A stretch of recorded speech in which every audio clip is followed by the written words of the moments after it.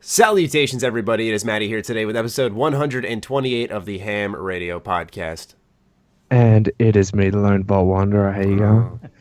And it's me, Karak with ACG. Okay, what is happening? Yeah. It's like 1-800-HOT-LONE. Should do a ASMR podcast. I thought you were going for a more spooky vibe because as we record this, it's Friday the 13th. But God, I'm so envious of you guys with Halloween. I mean, no, it's not Halloween yet, is it? I don't even fucking know. Oh wow, I forgot. You don't celebrate? We don't Halloween? do it here. What? I thought that was a worldwide thing. Holy See, crap! no, and I didn't even know when it was. So it's, that should be October indicator 31st. enough. See, this is why you get people around the world on your podcast. That's amazing. Yeah, no, it's just not big here, and everyone's fucking changing their Twitter name and shit. I'm like, okay, that's great. I would love to be able to celebrate Halloween when I think it's on fucking October 13th. Why is it on the 13th? Wouldn't that just make sense? Because Friday the 13th changes next year. It might not be Friday the 13th in October. Yeah. Well, there you go. Yeah, my friends want to go to a haunted. Which is why Thursday is always Thanksgiving, and not the date. Why they always just say the last Thursday. Because we like to do that with our like our holidays. It was the Canadian Thanksgiving, I think, like a week or two ago. Yeah. Yeah. So that means that your Halloween, you could have it like on a Wednesday night. We do all the time. Oh, yeah. We have weekday Halloweens. A matter of fact, I'm pretty sure our true Halloween is on Wednesday. It is on what day? It is on. Yeah, on Tuesday. Yeah, that sucks. I remember when I was a kid. Fucking school night. Yeah, guys. I was gonna say it's a school night, and the curfew is way lower, so you gotta come in earlier. I remember that shit. That sucks. Oh well. All right, let's dive into this week's batch of news. It starts off with some BioWare. Mike Laidlaw, who has been with BioWare for about 14 years, I believe it was, has left. He worked on Jade Empire, all of Dragon Age. He was creative director on Inquisition, I believe. He also worked on all the Mass Effect games. So this is another vet leaving BioWare, a person who has been there for a while, and now we're seeing, as the winds of change blow through this studio, another long-standing employee's gone. We saw a GM change. We saw, I think the lead writer for Inquisition left. We're seeing a lot of changes here. So is this evident now of some really major changes within the studio? I think those changes have already happened, right? I mean, game-wise, yeah, but I mean, is it getting to the point where now these long-standing employees are deciding to leave of their own accord? Because Mike is another one who, when he left, he said, I think he said he just wanted to play games created by his peers and share his opinions with people on like Twitch and Twitter. So it seemed like he just kind of wanted to back off and play some games, almost. At least my interpretation of the situation was that. What do you think, Karak? I'm just really depressed about everything in gaming today. It sucks. I wasn't a big fan of Inquisition's, a lot of what happened in that game anyway. So it's not like I'm thinking that, because he's gone, it'll suck more. Yeah. But it does suck. The doctors, every leader, if you ever work at a place for a long period of time, and especially if it's good, super good or super bad. If it's average, you may not notice this, but what will happen is when that leader leaves, the energy, it does change. And the doctors left, and people who had the same spiritual energy as them, and I say spiritual, you can say it whatever you want, emotional.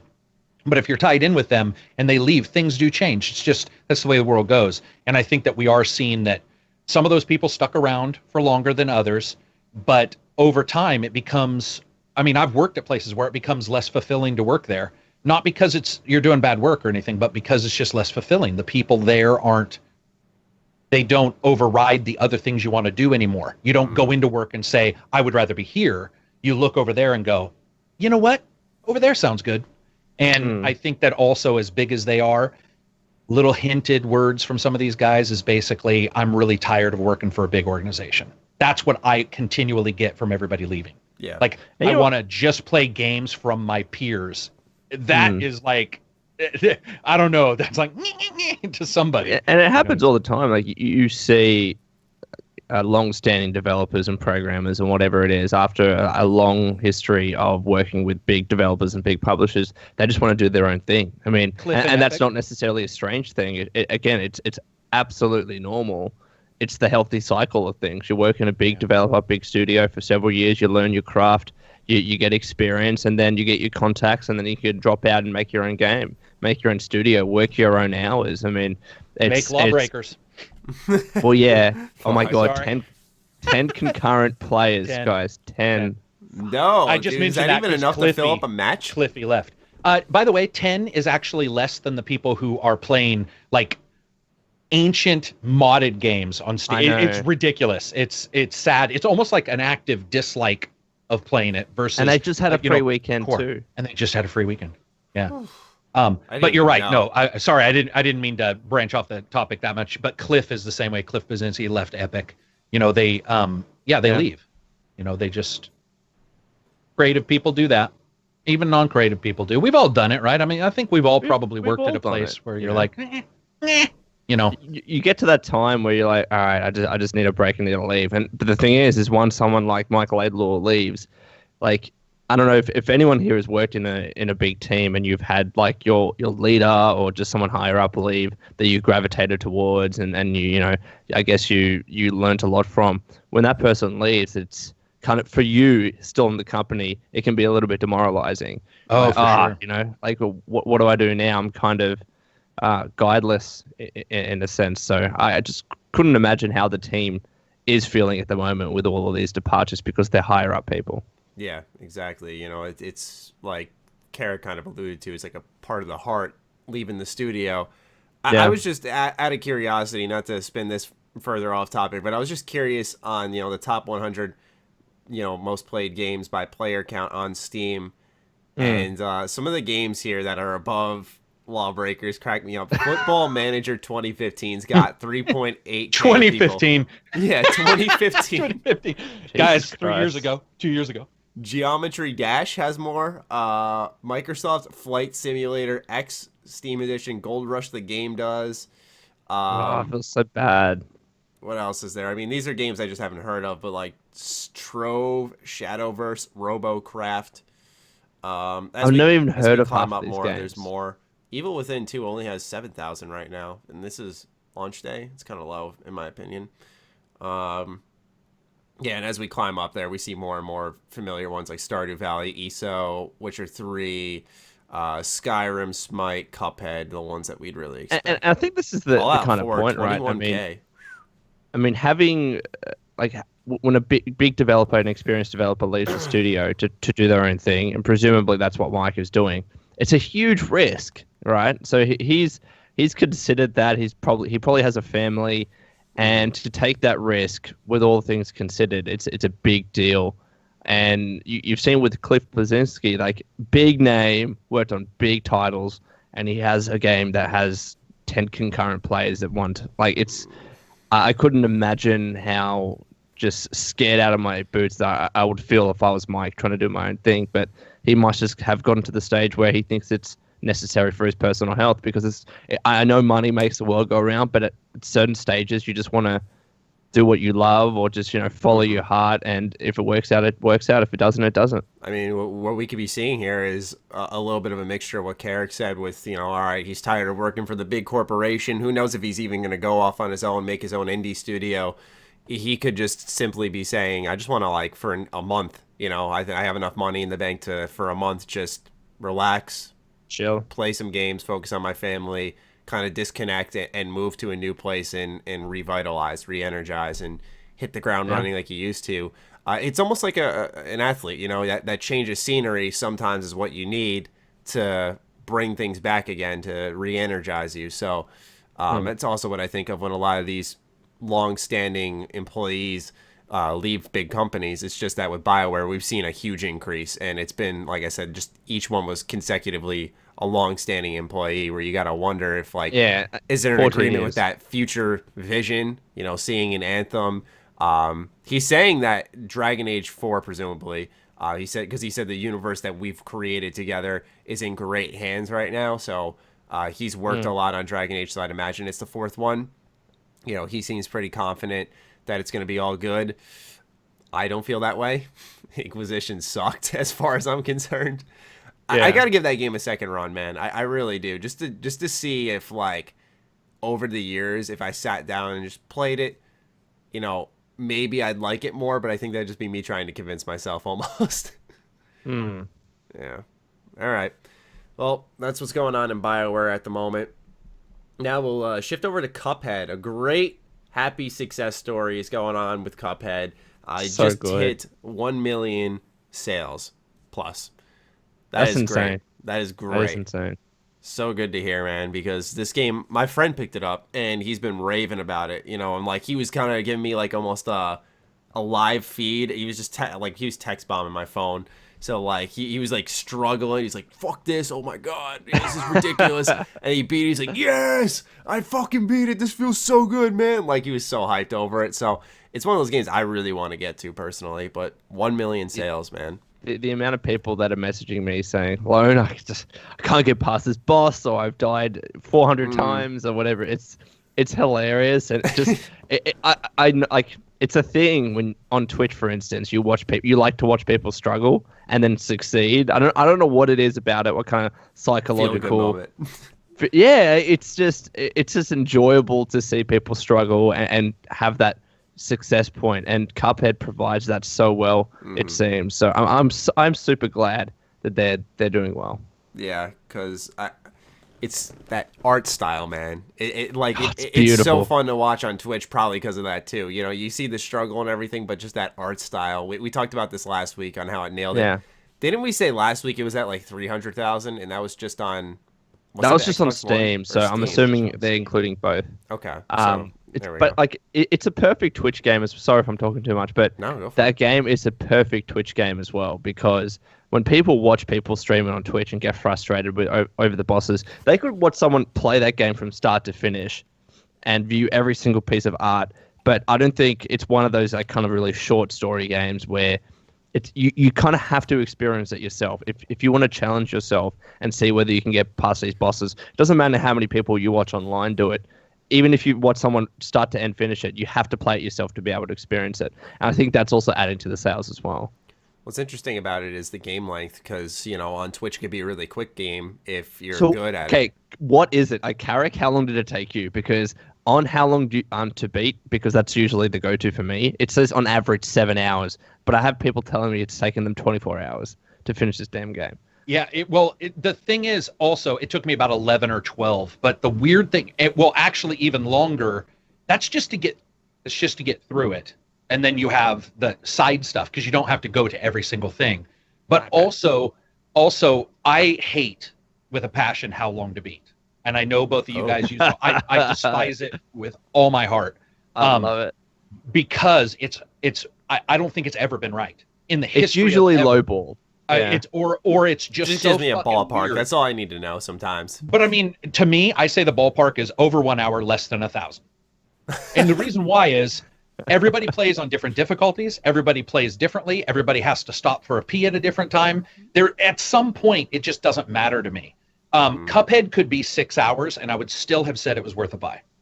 Yeah. So because of what it offered and how it did, yeah. I see. So, like, I guess one of your gripes with it is that if it says a game is 6 hours, someone might look at that and say, "Well, it only has 6 hours of content. I'm not going to buy it." Yeah, I definitely don't use it for that purpose. I'm like, I'm going to buy this game. I just need to know when I can play it and how long it's going to finish. Exactly. And the fact that we've actually had some fairly big names talking about. Well, you guys are aware that all that it requires to enter data there is to make an account. It doesn't connect. Yeah, it's like a Wikipedia page, yeah. So what I would rather do is go to there's various achievement pages you can go to, and you can see how long within save games something took, versus just somebody saying they took this long, because there's been times where you're like, person was lying. For example, Fallout 4, you could say 10,000 hours if you wanted. What did you do? Well, I walked in a grid pattern across the that's not fucking playing the game. So it just irks me a little bit, because people do get so focused on that. But I think with that game, depending on if it's simple, if it's what was it called, simple and then hard? How were the difficult? It was simple or normal and then hard. Yeah, I remember you saying I played normal, and normal was like hard as shit. Yeah, normal. Well, not hard as shit, but normal was hard mode, and then hard was like harder mode. But the thing about that is, it's also different if you have two people. It's harder. It's harder, isn't it? It's harder. Yeah. So there's all these weird things that happen in a game like that, and that's why I think how long to beat is weird, because like, well, what if you died 20 times? What if somebody else died 700 times? Their game might be longer. Does it mean it's better? And when you play co-op, is it if one person dies, you both die?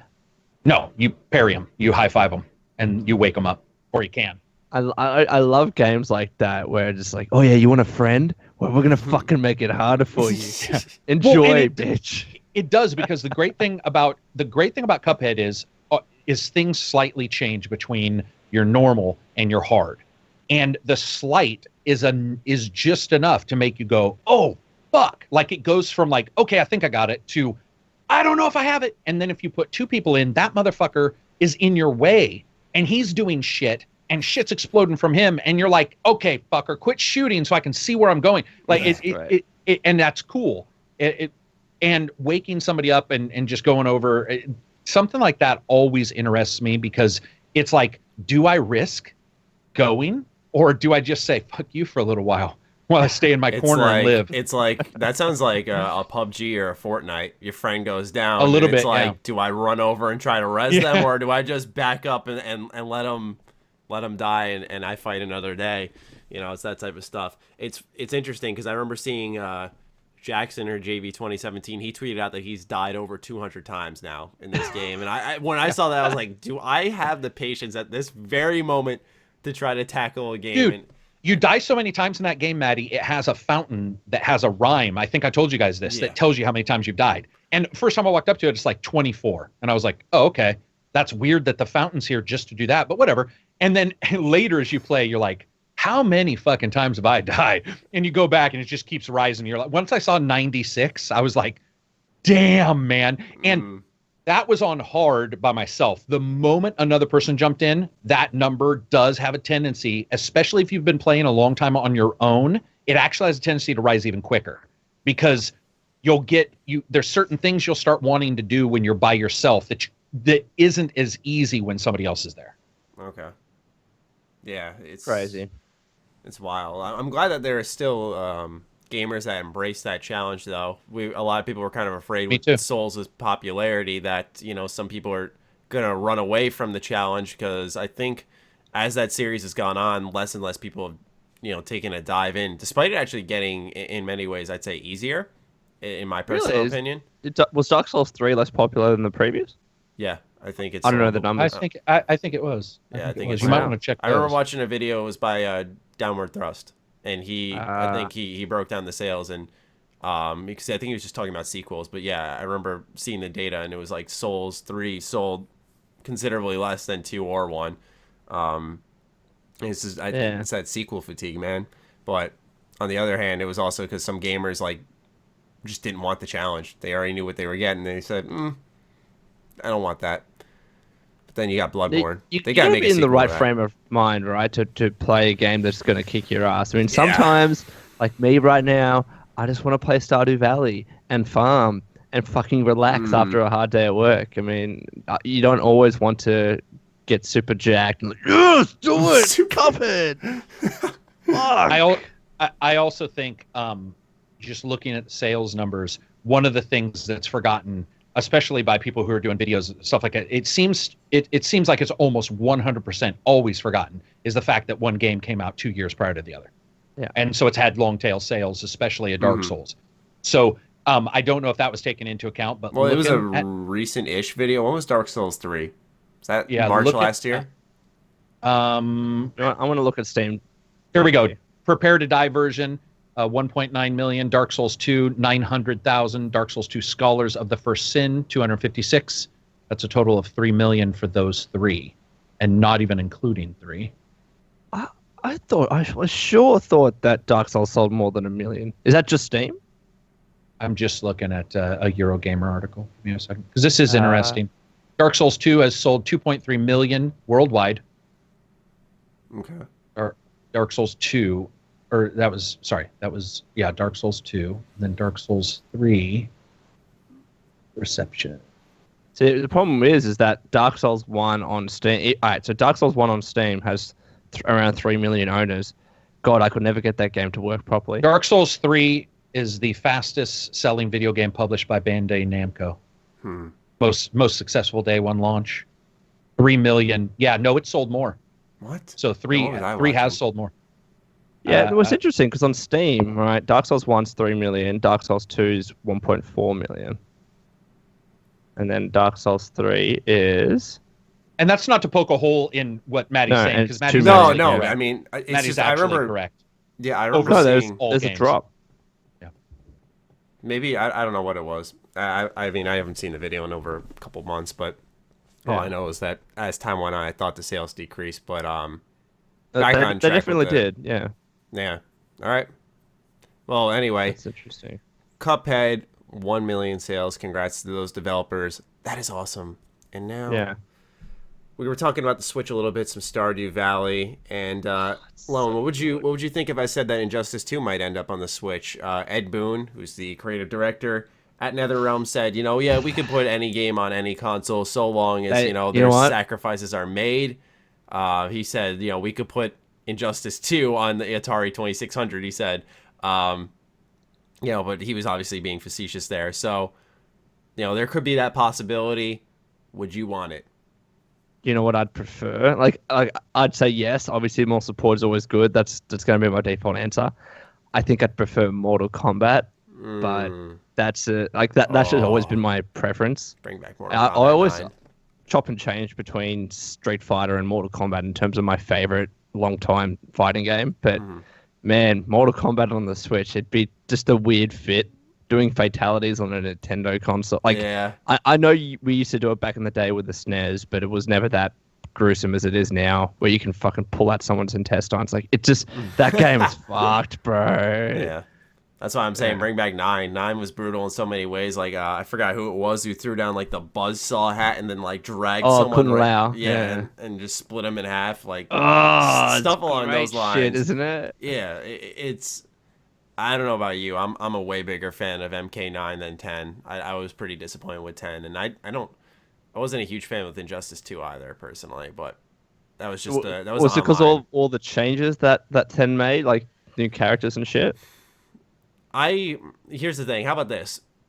Objectively speaking, I think Mortal Kombat 9, 10, and Injustice 2 are all awesome games. But it's when I go online that I just say fuck this, because their communities are so annoying to fight against. Or some people in the community are so annoying to fight against. I made a video on this so long ago with Injustice 1. It's that constant spamming, the projectile shit. It's just not fun to fight against. And yes, there are ways to avoid it. Do you not experience that in like whenever I play Street Fighter online, it's every other person either has Ken, Ryu, or Akuma that are That's just why doing I love fight. I love Tekken 7 because everyone's using someone different. You got to get close to fight. There's no bullshit spamming. You got to know how to play the game. You can't just sit there and with like Deadshot and just take out your sniper and just keep fucking pecking at my health from across the arena. Because that's how I view a fighting game. It's like, okay, we have a great single-player core here, but what gives me the legs after I dive deep into the single-player is that online play. That's what keeps me coming back week in, week out. And when you got a kind of imbalance here, I wouldn't say imbalance because it's not like I'm losing because of it, but you got a community abusing the mechanics in game. It just becomes boring to fight against people. Where when you go into like a Tekken 7, you're challenging yourself because you got to be kind of in the nitty gritty there fighting against someone. But that was my own personal spiel. I don't mean to get off track there. Injustice 2 on the Switch I think would be cool, but I agree entirely. I think I think it'd be more of it wouldn't really do a big deal in sales. I think it'd be more of a statement for Nintendo if they kept getting these M-rated games. So I think, a Mortal Kombat would probably be the better route. Mm-hmm. What do you think, Karak? I would rather have Injustice, but here's why. Not because I disagree. I actually agree with everything you guys said, but because the long tail for Injustice is so big with all of the different items you can get and the customization and the fact that there are so many fucking characters in that game. And I'm somebody who's got almost all of them to 20. And as I've done so, I've just consistently been, wow, this is the one game I would play on the shitter. Like, because I am not a portable gamer too much, and that is the one game I would sit in bed because I like the collecting system. I think it's fairly fair in that game versus most games. Yeah. I would like it for the amount of depth that game has, and being like, okay, I could, I'm going to play this character and just play him for a long time and get all these cool things. I like the Mortal Kombat games a lot. I love them, but there's something about them that over time I'm just like, oh, it's just these two dudes fighting again. Does these Injustice two guys 2 have a story campaign mode like Mortal Kombat does? Fantastic. Yeah. It's pretty good. Wow. Okay, that's really cool. Well, and you get to play as every character, or like most characters. You get to play a good deal of characters, but the cool thing about Injustice 2 is they allow you to choose between two sometimes. So like dynamic duo. Yeah, so you'll be running around as like Green Arrow and Canary, and then when you get ready to fight, it'll be who you'll be able to choose which one you want to fight. So you can go back and replay it, and there'll be different things said if you choose the other character. Which I was different than Mortal Kombat, which is just like the Sub-Zero chapter, and you play that. Yeah, they certainly have no problem putting story in this. I liked it a lot. Like, but either one would be a boon. I love fighting games that have that story. I mean, I know sometimes with the Mortal Kombat ones, they're cheesy and it's just like, I need a story, man. Cutscene fight. But I still love that. I mean, if I go into a fighting game that just doesn't have a story part, I'm like, well, okay, I'm just going to fight, and that's great if that's what you want to do. But I've always loved story, and like for me, Mortal Kombat lore is so fascinating. I fucking love it. Well, you're talking to somebody who's a fan of. I still play the original Xbox. The two. Let's see. It was Mortal Kombat 5 or 6, the one where you create a character with the K, and you could you could choose like hundreds of punches, and you could create your own martial art. And then it also Deadly had Alliance, and then the other one I liked Armageddon. Oh my god! I still play those all the time. And Armageddon had the quest mode where you ran around as like one of the major one of the B characters, doing jobs for people. And I play the shit out of that. That was it was Shujinko. Mortal Kombat. Yes, it was. That is. I can't remember the name of the game now. It's going to come to me. And they had a mini kart racer in one. They had a puzzle fighter. That's one of the things that I think is missing from these new Mortal Kombats, in fact, is other modes. Yeah. I was really a big fan of the goofy modes. It was like, here's your fighting, here's your story, but also we've got a mini kart game. And you're like, what the fuck? What? But it was fun. It was something different.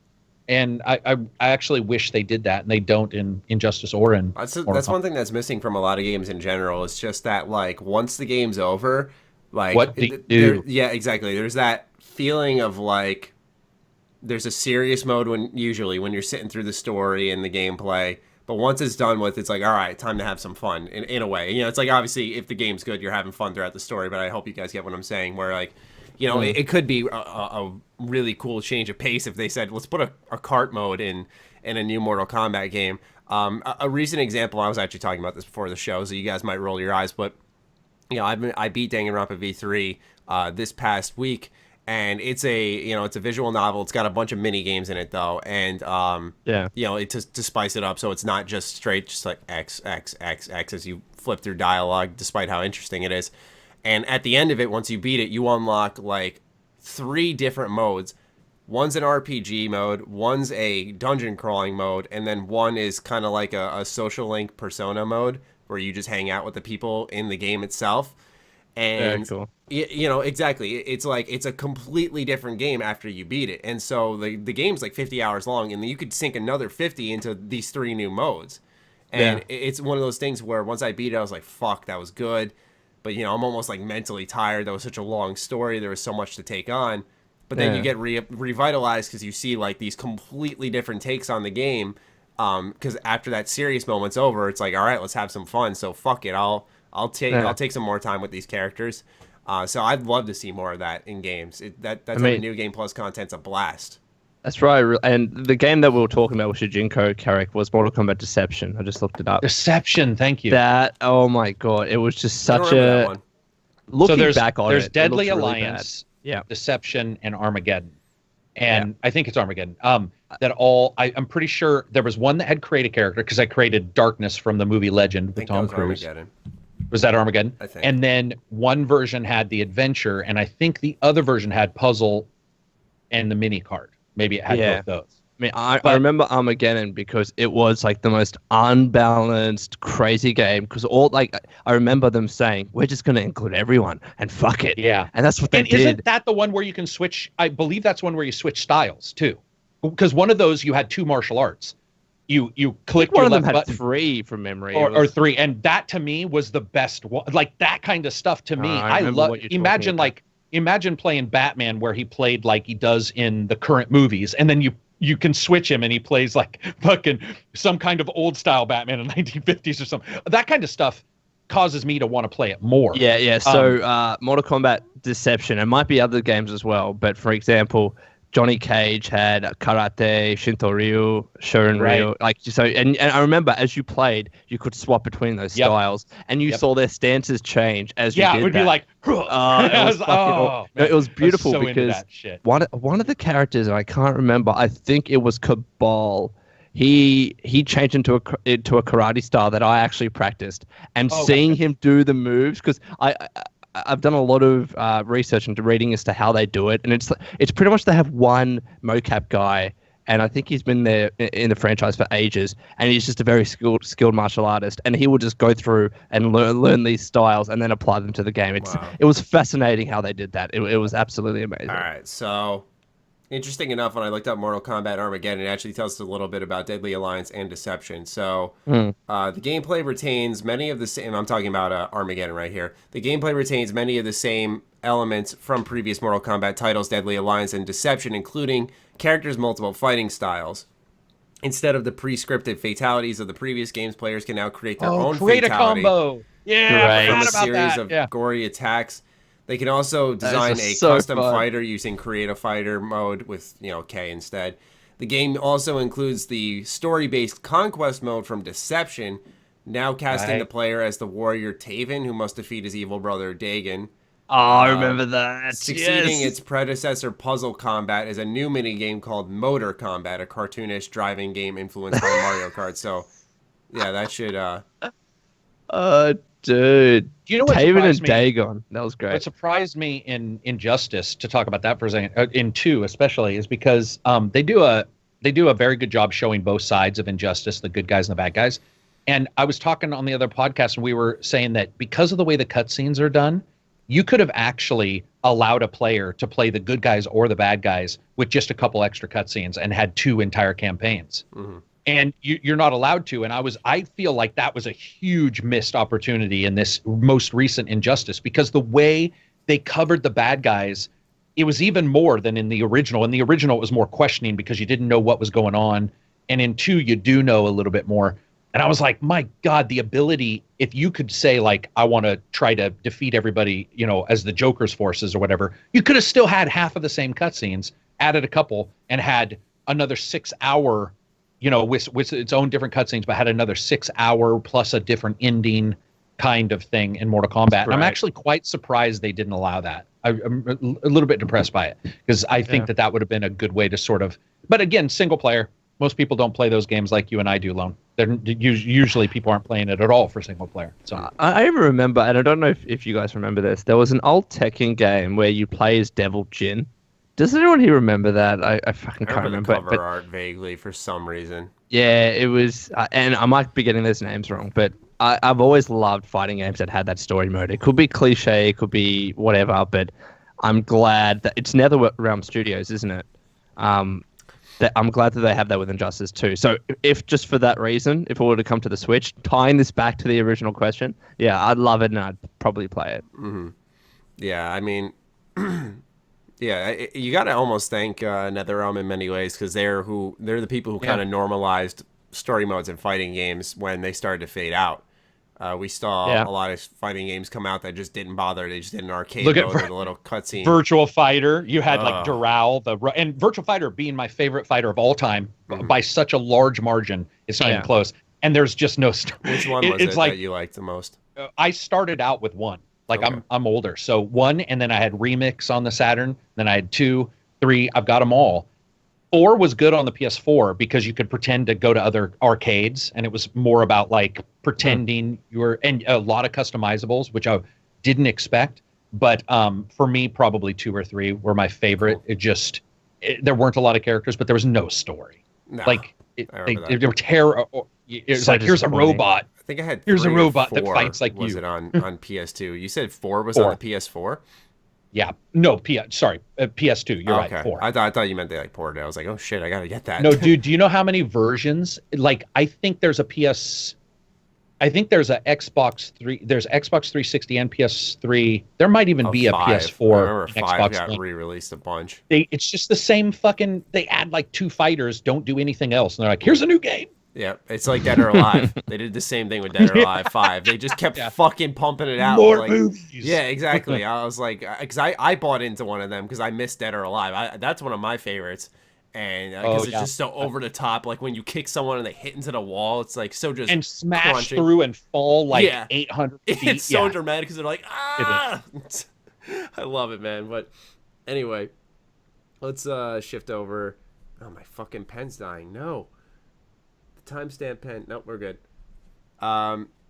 EA has commented on the loot box concerns for Battlefront 2. So their response to this overall was, look, yes, you can get star cards, you can get the victory poses and all that stuff from the star packs or star crates, whatever the fuck they're called. Star cards, right? The star cards are the abilities and stuff you can unlock. I don't know what the crates are called. They might just So be called confused. crates. Yeah. But anyway, these crates apparently don't include the most powerful items in the game, and the only way you can unlock them is through challenges in-game. Does this make it easier, more justifiable that they're allowing you to purchase it with real money? But presumably, you can do those challenges in-game easier if you buy the loot boxes with the better guns. Good point. Right. Didn't even think of that. Very good point. I don't know. I don't know, man. Well, I presume that that's the case. I mean, and I No, don't that want is the to. case because the case is like this many headshots or this much damage done. This much damage done would be directly, connected to a gun. Yeah, there was one I got in the, and I don't know if this would count as one of the cards that they're going to leap out of the crate, but for the assault class, I got the highest level card in one of the crates that every time I got a kill, I gained X amount of health back. And I think it was like 20, which the base health, I think, for an assault class is like 150. It's not that much. But you randomly got that one. Yes, randomly. The thing that I always say, I do say with these star cards is, if I get 20 of my health back, if you shoot me once, that's all gone. So if I'm close to dead and I kill someone and get 20 health and someone comes in and shoots me, I'm dead. Like, it's not changing anything. It's such a small... The example that everyone gives that I've seen is the Boba Fett rocket barrage, which is like 50% damage reduction for the lowest, and then up like literally 100%. 100% later, yeah. So like, explain that to me, Karak. Is that like you're using a rocket as Boba Fett and it damages you as you use it, right? No. It's if you're flying around with it, you just don't take damage. Ah. So if you're doing your jetpack, you take 50%. If you upgrade it, 70. If you upgrade it, 90, and then I think you upgrade it 4 times if I remember right. They're definitely gonna nerf that thing. They got it. Well, and it's not the only skill like that. There's tons of skills that are basically or skills cards, sorry, that are like that. I think the thing is it's unfortunate we're discussing it. I think that's the problem. I wish it wasn't there because I mean the Titanic sunk despite the fact that the hole wasn't massive. It's like the moment you open it, you're sort of opening yourself to what Lone just said. Well, if the challenges can be defeated easier by the weapons that you can get, then it's sort of like you'll get those weapons faster, like the good weapons faster by the challenges. Yeah, yeah. That sucks. Yeah, like, I've seen enough videos and read enough articles on it that I like. This is a mode that I was never going to play, but I see people's concerns with it. And this is why, again, like I keep mentioning this game, and I know some people still don't like the loot boxes in there, but when you have a game that only has cosmetic loot boxes, it doesn't matter how much they cost or what exactly they're offering. There's never any risk that it affects in-game balance because there's literally no connection between a cosmetic and how well you perform objectively, right? So I see people's concerns with this system, but and I don't know whether the additional changes that DICE announced are going to to do much from what I've seen. Again, because if you want to get the really good weapons in the game that you can only get via challenges, but you spend a bunch on loot boxes, and that get really good weapons, and you're able to do those challenges much faster and get those better weapons as a result. It's you know what I mean. You can still see that connection there. Yeah. So I don't know how much their additional changes are going to sway things. It's fucking horrible that we have to have a PR announcement that basically indicates what your fucking cloak is going to do. That, to me, shows that there's a huge problem in gaming. Because what a PR announcement should be is, buy our fucking brand new game, we're going to have a bunch of levels and a bunch of people to fight. But instead, people are releasing a bunch of damage control saying, oh, well, we didn't explain this well. Well, fuck you. If you didn't explain it well enough and you're having difficulty explaining it, don't you think instead of explaining it or changing something, you should look at it originally and go, fuck, man, maybe this actually isn't the best idea if we're having to sit here and explain to gamers how a fucking shirt works. Like, there is a problem when you have people who are that confused by all of your... I mean, we're calling them the wrong name, I think, half the time anyway. It's like, in one game it's cards, and the other game it's boxes, and in the same game it's boxes and cards. It's like, fuck, man. I mean, at some point we have to step back and be like, stop the madness! Yeah. It's just so much, man. It infuriates me. Sorry. Can I ask you this? So we recently said that last week WWE wasn't going to have any loot boxes or paid whatever, right? But it seems that the option that they've opted with, and I don't know if you've seen this, but they actually have sponsored achievements. So they have like an achievement where, I don't know this is the exact phrase, but it's, you've won the Mars Bar Championship. You've won, and there's like literally KFC's Colonel in the game as a playable character. Because WWE has gone handball. That sounds... So, I guess that's the question that I'm asking. If a game wasn't going to have loot boxes, would that be something that you prefer, having sponsored achievements in-game, like trying to be as seamless as possible, but you're playing as the Colonel? But regardless, would that be preferable? I mean, I still play my Mountain Dew Xbox I got, which is a green Xbox for Mountain Dew. So, yeah. I mean, and to me, I hate movies that pretend it's Pepsi, but it's not. They're like, Epsi, the brand new Pep, and you're like, wait, why didn't you just fucking put Pepsi? It makes no sense. So to me, I would rather, if they want to do it, if they have to, which to me, if they're putting sponsored achievements in, it means they have to. That's a question for finances is and why this giant company can't make enough money to make a game. But I would rather have that. Yeah, I would because that doesn't offset it on the player. That doesn't put any emphasis on the player knowing that he needs to buy 100 green fucking cards before he gets a special. But you do it's have people, just Mars Bar. Yeah, but you do have people that hate having advertisements on the dashboard of a console. So, like, I guess what I'm saying is that people are also going to be upset about that, and I'm presuming that people are. Yeah. People will be upset about I mean, I know people who are upset they're awake. So it's like, well, I mean, at some point, what do you do? Fuck am I awake? Yeah. Right. Well, all three of us, if we all sat in a room, and I totally believe this, if we all sat in a room, closed the door, and said, okay, what's acceptable with microtransactions, we would not fully agree. And I think that's right in the way the world should work. Because you don't all have to agree on the exact same thing. If Lone says cosmetics are acceptable and Maddie's like, no, it just needs to all stop, whatever, we wouldn't all agree. So I'm perfectly fine with people hating that. But I'm going to tell you right now, you can hate it and still play it and not have to spend money to hate it. You don't have to spend extra money to dislike the Mars Bar fucking achievement. But when you have to spend money to make sure your beard matches your fucking hair, that's a problem to me. Yeah. And so turn off achievements. Like if you hate seeing Mars Bar, turn the fuckers off. It doesn't seem like a big deal. I think it's I think if anything, here's what's happening is as time goes on and we search for these solutions with microtransactions, we're seeing it almost inevitably turn into what is called the necessary evil. I think there are ways around it where you don't have to include them at all, but because people are looking for like compromises, saying, okay, look, you want to keep it in there. What's a different way we can do it? We're going to see stuff like that, like a sponsored achievement, and then there'll be something wrong with that, where someone won't be able to get a platinum trophy because of a timed sponsored achievement or some bullshit. I don't know. Can I ask you when you're done, Maddie? I want to ask you a question about. Yeah, I was just saying that honestly, if I were to pick one, I'll take a sponsored achievement.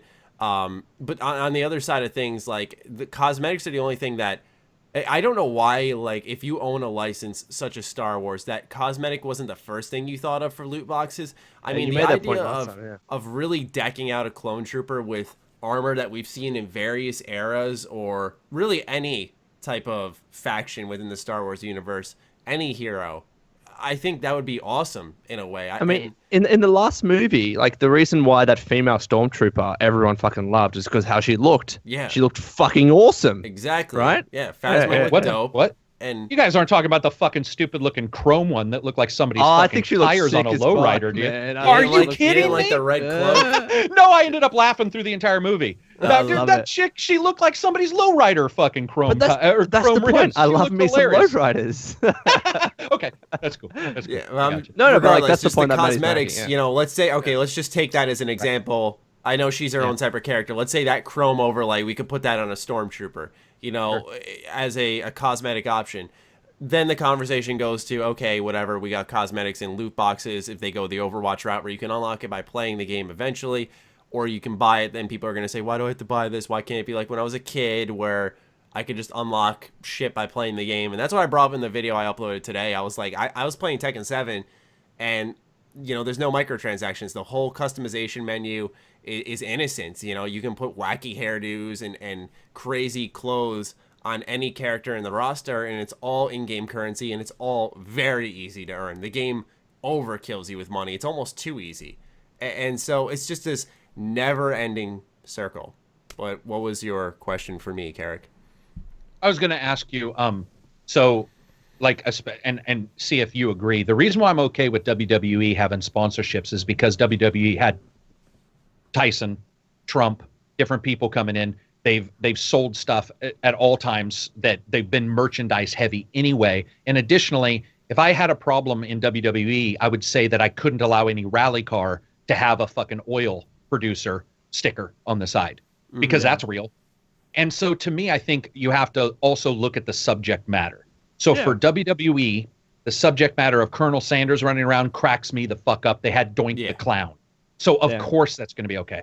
But how about this? Let's say we're playing Star Wars and there's a fucking Mountain Dew skin for your gun. Exactly. Then that's when it gets ridiculous. Yeah. Then because I know we both agree on that, but I was like, then I think we would both agree that that's not. Yeah. It's you gotta find that happy medium.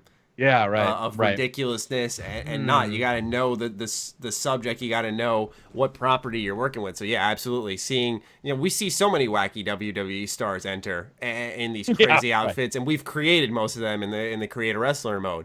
So it's not too foreign to see some random sponsored character enter, and in fact, it'd probably be fun to play as them. That's a fun sponsorship.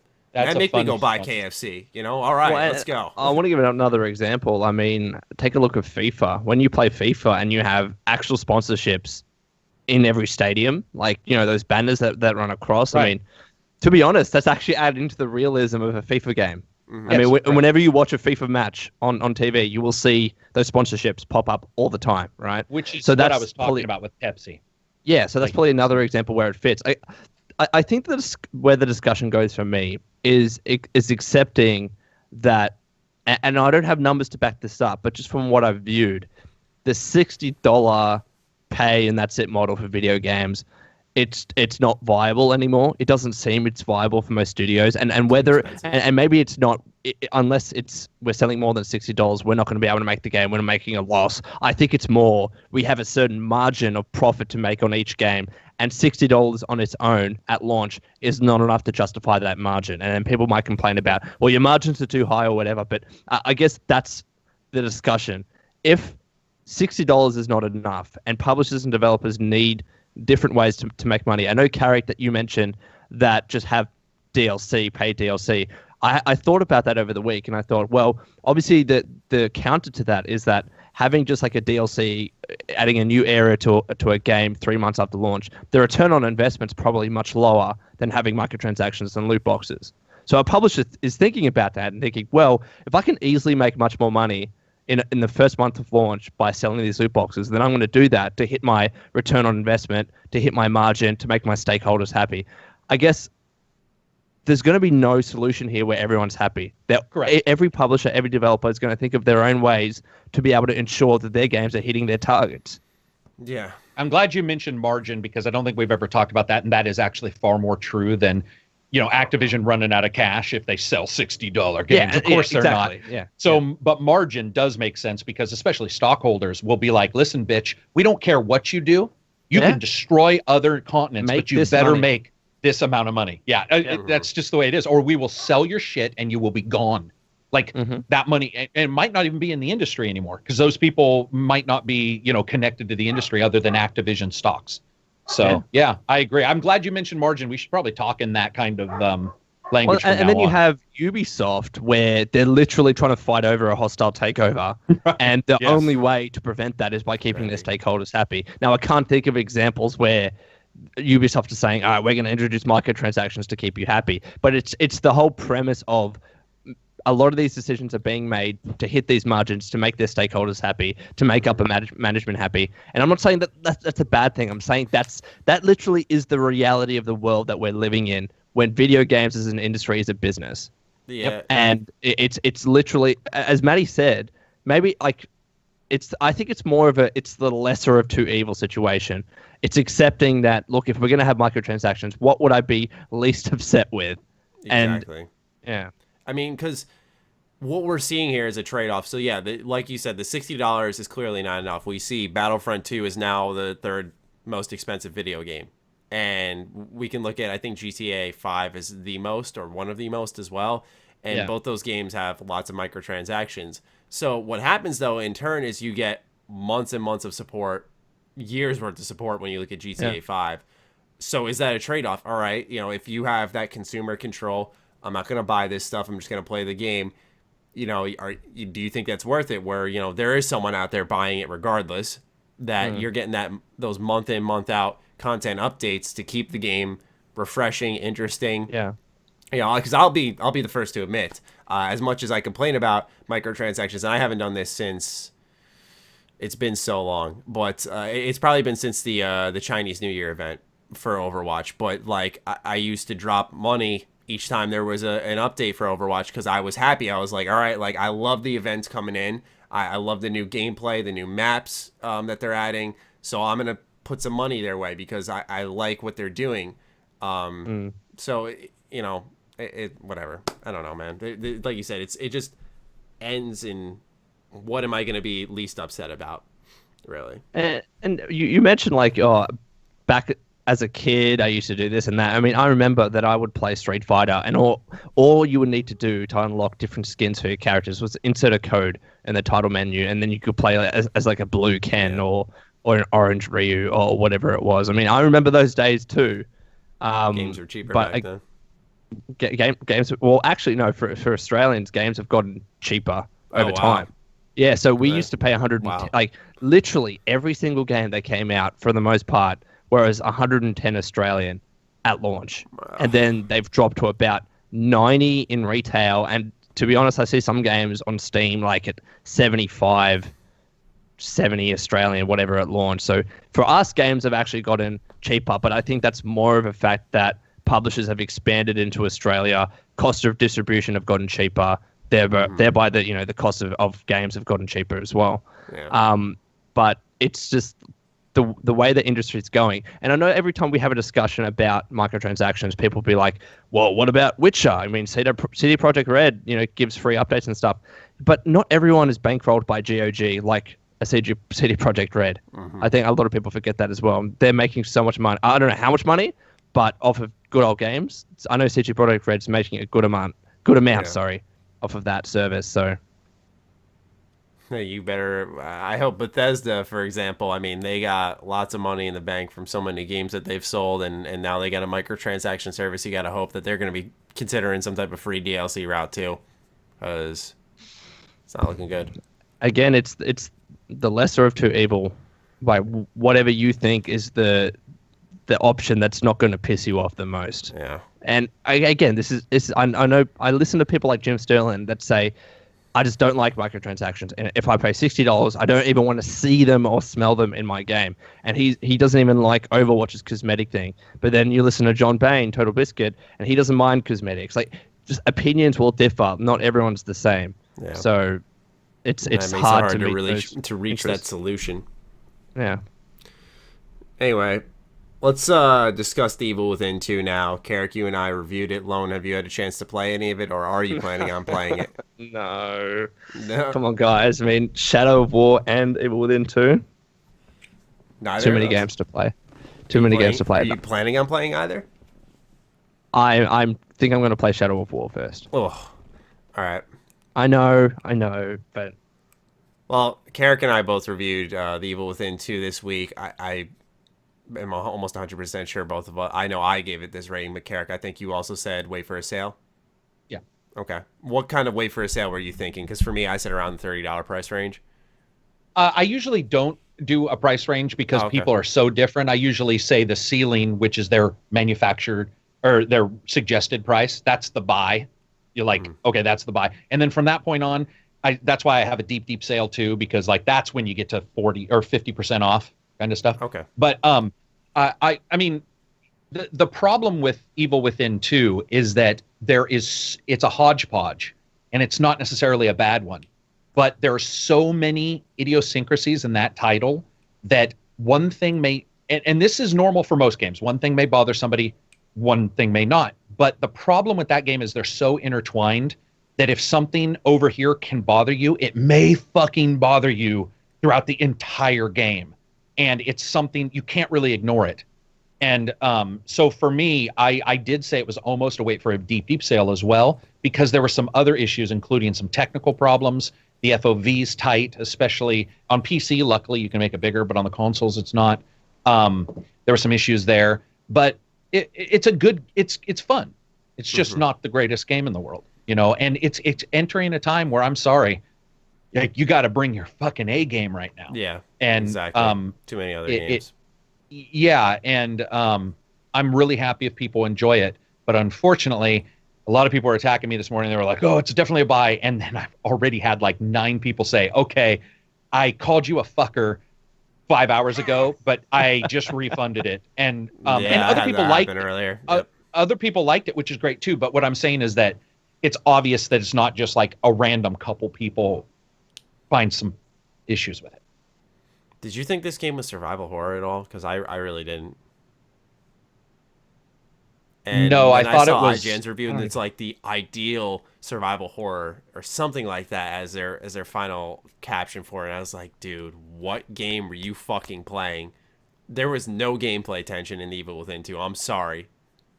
Yeah, I mean, on classic there would be, so when you beat absolutely. the game, you can do the classic, which has no auto saves and stuff. That one, I think you could, but you can't even play that until you beat it. And Nightmare Mode is the old game's version of normal, so that isn't. And you can craft stuff. One guy got on me because he's like, "Sure, you can craft stuff in the middle of a battle, but it costs you more." And I'm like, "But dying costs you more. What are you fucking talking about? Like, if the difference between dying and not dying is creating some stuff." The fact is I'm able to create bullets while fighting the boss, and it's survival horror. Just that doesn't to fit the me genre. doesn't feel. It wait, felt hold on. odd. You can craft on the go. You don't have to go to a you station. can get your temporary crafting. I don't know what it's even called. It's up top. It's top left wheel Field choice. crafting.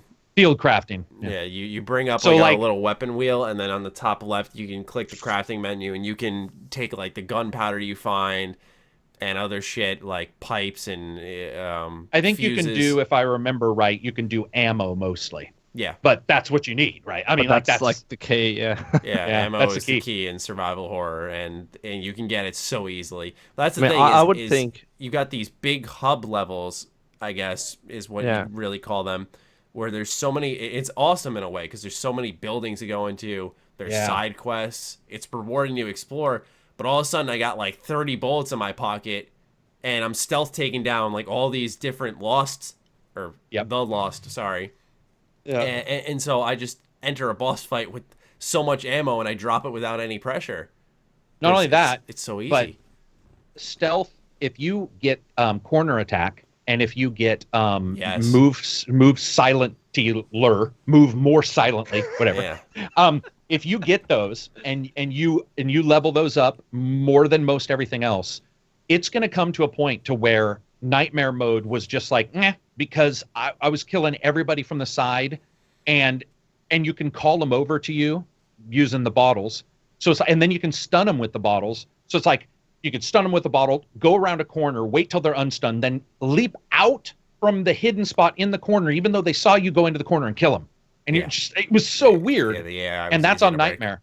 Yeah, and here's the thing I was telling a lot of people. This is one of the major reasons I hate quick looks, because many of the people this morning were like, man, an hour into this, I love it. Man, chapter 3, I'm loving this. And then I was getting a lot of, I'm on chapter 5, and I'm not liking this near as much.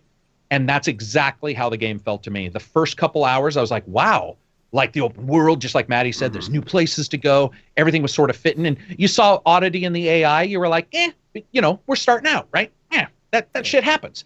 But then about the 5th or 6th act in, and especially later when you meet a particular character and you're out sort of in the woods, it becomes a shooter, I guess. The Last of Us, almost. Yeah, it was certainly odd. But I'm super stoked if people like it. It's not a bad game. It was one of those games with how much ammo it was giving me. I know that on the even lower difficulty, they give you more. And for the first time ever, I thought to myself, it feels like with the way this game's supposed to be played, I want to almost switch it to the lowest difficulty and play it how they're aiming for. Because it didn't feel like they were going for the survival horror. It's almost like they wanted to load you up and have you shoot everything. So I thought to myself, why not go gung-ho, go on the low. I never did this, but go on the lowest difficulty and really pack some bullets where I have like 40 of everything, and then just go insane and see if like that becomes the more intense experience. Because I mean, if you get surrounded, enemies can take you down easily, but it's usually pretty easy to avoid. But if the one thing I didn't like, and I don't know if you had an issue, I hated that you really couldn't, and I tried this a billion times, you really couldn't dodge, like truly dodge. You could interrupt. There was a skill. Did you see that? Auto dodge. Yeah, I was like, what is this? I didn't buy it. You got to. I did, because I was like, let me see how this works. And it's like you get a 30% chance to dodge, and so when someone swings at you, you just duck and go under. No, and it looks really automatically smooth. Yeah, and it looks really smooth, but you don't know when it's gonna happen. So, like you'd be fighting a boss, and he'd definitely for sure be about to hit you, and you go, please work, and it wouldn't work, and then you go, well, can you get it to 100%? No, you can get it to 60 is the highest, I think. You can get an auto dodge to 60% though, because if you can get the auto dodge to 60 and then you have the corner attack, and dude, you auto breaks the other one, where the auto wine bottle across the head, because obviously ghosts get concussions, which I just thought was hilarious. That you just smash a ghost over the head and it's like, I've got a concussion. You're from what fucking brain? But that doesn't matter.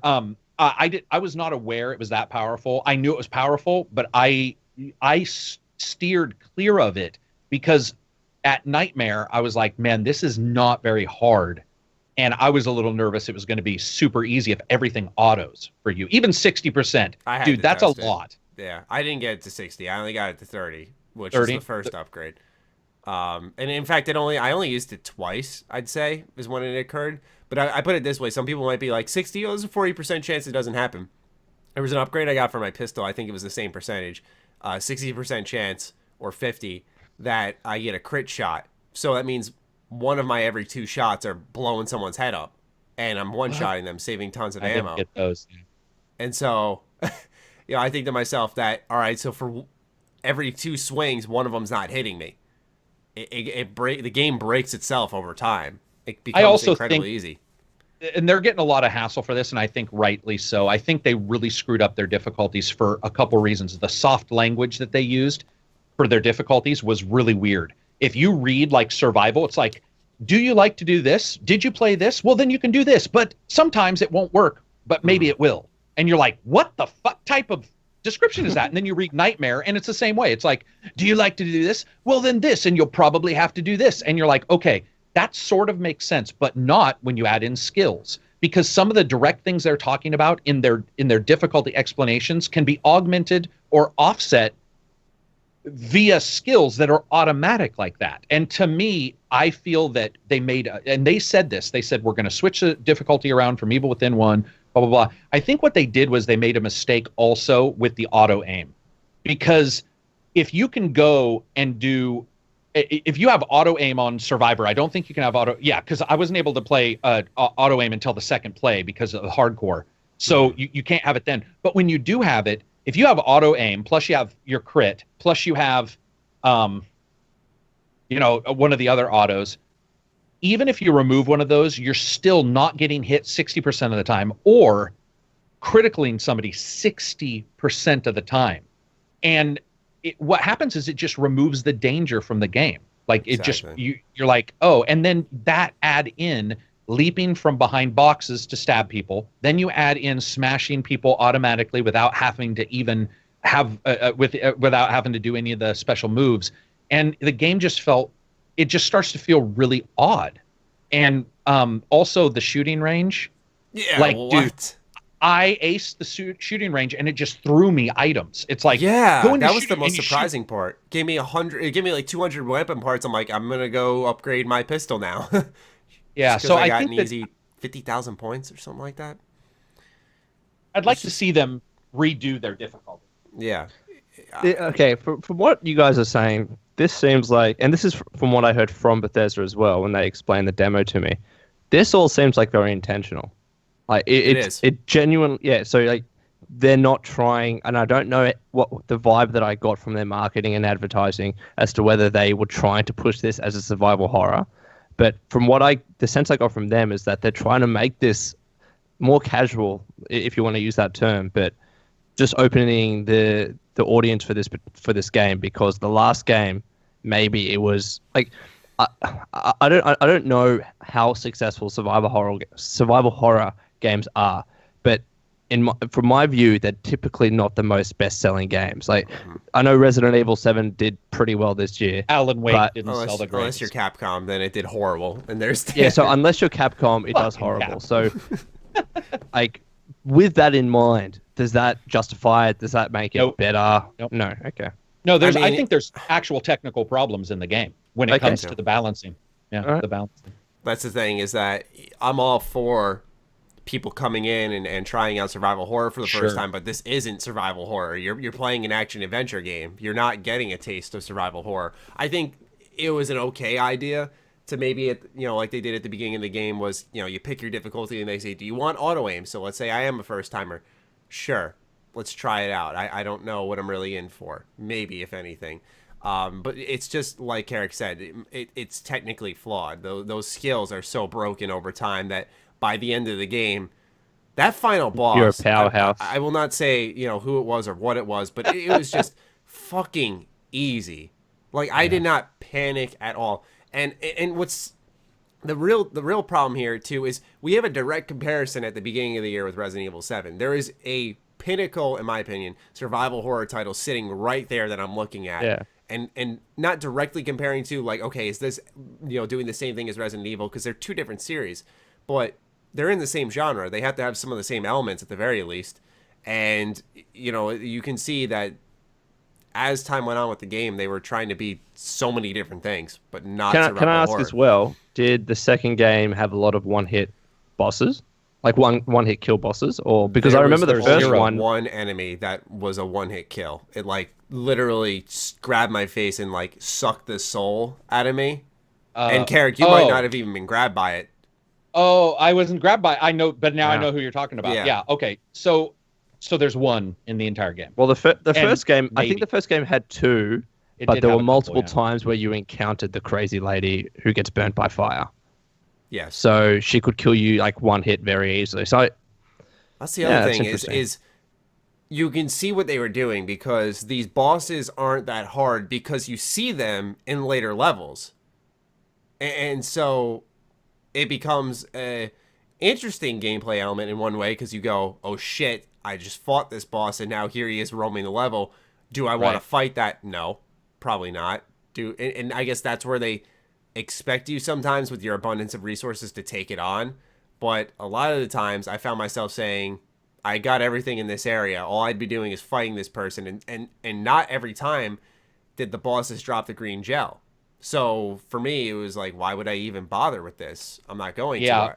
That's and stupid. You and I had huge differences in our, which is what I was trying to explain even in my review, but I was trying to explain later in Discord. I was like, you wouldn't believe how different Maddie's experience in one section was than mine, because it's almost like taking a linear game and saying it's going to be open world, but forgetting you have to make it make sense in open world. Mm-hmm. And so what was happening with like Maddie is Maddie would say, oh man, I had to, he said something about having to cross back and forth, go from one place back and back again. He didn't like that. And I'm like, wait, what? I didn't do that at all. And then it dawned on me, I did the quest when I started at the location. So I went out and back. He went past it and then back and back. And so it felt like, you know, oh, he doubled over this location, which made sense. But what happens in the open world is, because there's things to crunch and smash and break, and there's all these different things to get, and then they in a way they fight themselves, because they warn you things are dangerous, and then you're like, well, then I'm not going to face it, which is fine because you can get to the level really fast. So some of the spots felt small as fuck. Some were fine and big, but some chapters it'd be like chapter blah blah blah, and you'd be like, okay, and you'd run around and it's like chapter blah blah blah, and you go somewhere else and you'd be like, wait, what? That was it? Yeah, that hallway was chapter 4. Dude, yeah. And the thing is I liked a lot of parts of the game. That's why I did rate it a wait for sale and not wait for a deep sale, because there was many elements I really liked. Mm-hmm. But it didn't do a good job of making me go, I need to do these things. It was almost like too open, and at least at the starting. And so that caused a lack of a lot of tension that I think for me is required. It's interesting, this game, because it's one of those games that when I think about, there's almost this like, I guess, excitement, because there's so many things about it that I want to like, or I do like, and I can see the potential that if they just did this, oh my God, how good would that have been? You know, like the boss concepts. That would have been huge if, you know, we talked about that one boss, Karak, when we were looking over the Evil Within 2 gameplay, where it had like the tons of arms and body parts, and imagine if it rolled its head at you, and if you shot it in time, the head would blow up and that goo would damage the boss. Imagine that. You know, stuff like that, it doesn't even happen. It's just that constant back and forth dealing damage, and since there's no survival element, there's no tension there. So it's just one of those things where I want to play it again, but yet I know what I'm getting into, because like Karak said, you know, in the beginning you're like, all right, like this is awesome, and then as time goes on, you just see really what's happening. And it was weird. It was a weird game in that way, that it really just clawed. The things I liked were sort of clawed right out of my grasp. No matter how much I wanted to keep liking it, I was like, don't you do it. Yeah. Don't you? And the one there's one particular boss experience that I don't know what they were thinking. I don't know what they were thinking. But when it occurred, I was like, they just did that. And okay. Like I it's going to be weird to see when people get to these points, because I do want to spoil one thing, only because it highlights something kind of funny within the game itself. Do I stop listening? It's really not a huge spoiler story-wise at all. And I won't explain why. You were talking about the boss with the burning lady and stuff. You know, Me? No, I was talking about Lone. He brought her gotcha. up. Oh, yeah, okay, gotcha. You fight her again. She is the only boss in that game with an actual mechanic where you take her down not with your bullets. And it's hilarious because it's from the first game. And the game almost directly insults itself by saying, hey, we got mechanics, we just had to bring an old boss back. That's actually, by the way, that's actually what I was talking about, is the repeat. Yeah. The repeat just blew me away. I just don't even know what to think about it. They brought back a boss. Yes. Narratively, I thought it made sense. Yeah, we don't want to get too far into spoilers, because I know some of the listeners are going to be playing it, but yeah, we'll stop now. Yeah, narratively, I'll say it does make sense. It's just mechanically, it highlights a fucking huge problem with the game, big time. It's almost like saying, hey, here's my current girlfriend. Oh shit, my old girlfriend was really hot. You're just like, I mean, that is really what happened. Is you were just like, it does. It introduces stuff and makes you look at what you're doing, and you're like, why is all this missing? Mm-hmm. And again, there's a lot to like Like there's the Marshmallow Peep, as I called it, the world's scariest Marshmallow Peep. There's a character in that thing. When you first see it, you're like, I still don't know what's going on with the eyes, but I can't tell if they're like living creatures. I was just like, what the fuck? That's just, So I loved that. I liked a ton of elements in the game. It's just that overall, I thought was pretty good. Best, probably some of the best sound in an id Tech game. They have issues with their sound propagation, the actual software, and there's been a lot of complaints about that engine. And I have not heard anybody complain about the sound in this game, which blows me away. It was really well done. Sniper rifle was hilarious because it didn't have any oomph at all. It sounded like somebody got a sample and was like, bang. And you're all, okay. But the shotgun. The pistol and the shotgun. Like, dude, the handgun, when you were like in some rooms and you'd fire that thing and you'd be like, God damn. It's just like that sharp report. I loved that. I just thought of something. Got to go back to the skills for a second because I just remembered one of the skills. There was a concentrate mode that you could unlock if you upgraded enough. Slow down. Yeah, if you pressed Y, you'd slow down time and it would take from your stamina bar. It's not a survival horror game, man. Like, they just... I don't... Yeah, or it is, and they just needed to balance it more. And which is, because the slowdown thing bothered me a lot because I just don't quite understand when you add because to get there, you've already purchased some fairly powerful skills, which that's another thing. Some of the powerful skills are in the same line. Like, there's not a good split where you're like, okay, here's a powerful skill. And if I want this good one, I'm going to spend a lot here, which means I can't probably get it here. If you look at the way they are, it seemed to me with all the stats, there was always just one or two skills in a line that I was like, bang, bang, bang, bang, bang. And I knew, and the auto was one that I was just like, I'm not touching this with a fucking 10-foot pole because it'll just be on all the time because your stamina comes back like that. Yeah. So it's like, slow down. Upgrade that stamina recovery easily. Slow down, kill the guy. Slow down, kill the guy. Yeah. I was just like, that's not going to work for me. So I'd stay away from it. And that's sad because I don't think a game should introduce a skill tree where you intentionally avoid stuff to not make it too easy for you. Yeah. And you know what I loved? I loved things like upgrading. So you get the different bolts. And if you upgrade the bolts, they do more things, which I actually thought was really impressive. Like you can blow up the smoke grenade ones if you upgrade them to that next level. And I was like, okay, that's cool. Yeah. Like there's some very, very cool elements or there. An upgrade also, where I think when you shoot the smoke, you can go in and do a stealth kill. Like, I thought that was cool because you're still using your resources, but not as much. Yeah. And that's where I like survival horror. Did you ever really get to use when you're running around and doing those things? Did you ever actually? Oh no, I can't say nothing. Spoiler. Forget it. I don't want to say it. Well, Lone, any questions?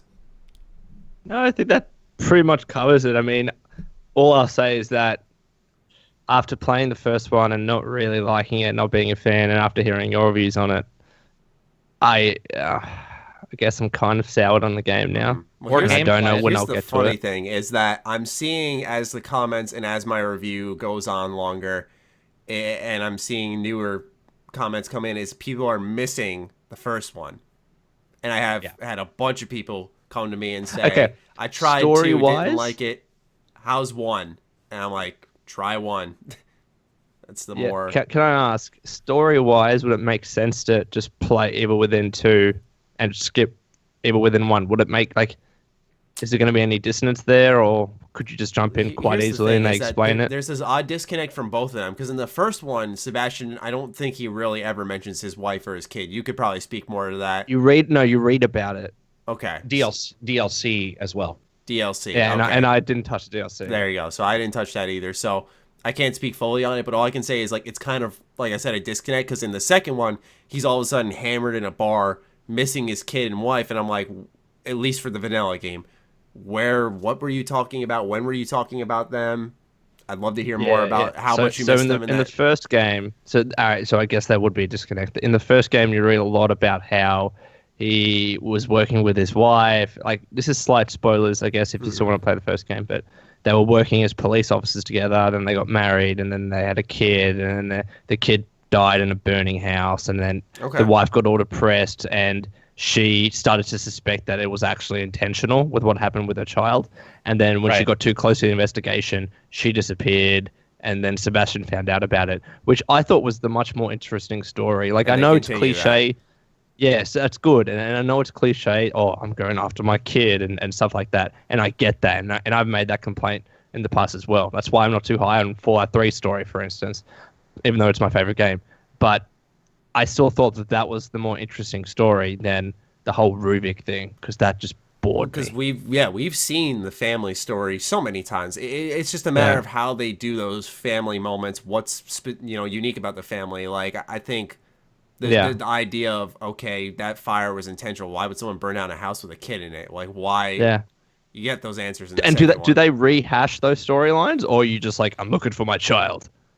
Yeah, I mean, Oh, they touch on it. yeah, they do. I A mean, little here's bit. the That's thing: good. is that they That's bring good. up the Beacon Mental Hospital a lot in the second game, and that's it makes sense because as someone who played the first one a lot, I was like, awesome. But this is a point where people might jump in because they're trying to make it open for people to jump in, but yet the story doesn't allow that in many ways because they bring up Beacon so much.